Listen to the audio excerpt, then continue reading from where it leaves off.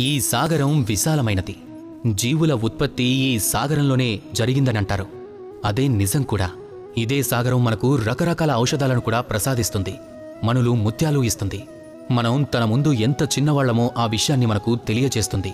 మనకు ప్రేరణిస్తుంది మనం కూడా సాగరంలాగా విశాలంగా ఉండాలి అని. ఈ సాగరం నుండి ఎన్నో గుణాలను మనం నేర్చుకోవచ్చు.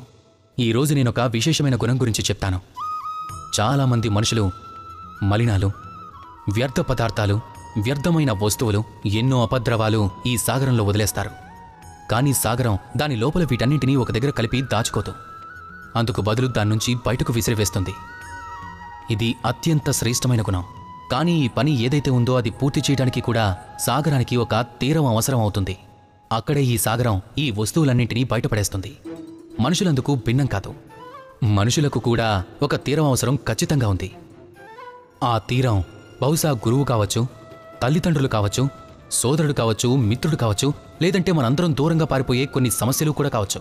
ఎప్పుడైతే మనం ఆ సమస్యల్ని ఎదుర్కొని వాటితో పోరాడతామో అంతిమంగా అప్పుడు మీరొక పాఠం నేర్చుకుంటారు. అన్నిటికంటే ముఖ్యమైనది ఏమిటంటే మీ మనసును పవిత్రం చేసుకోవటం.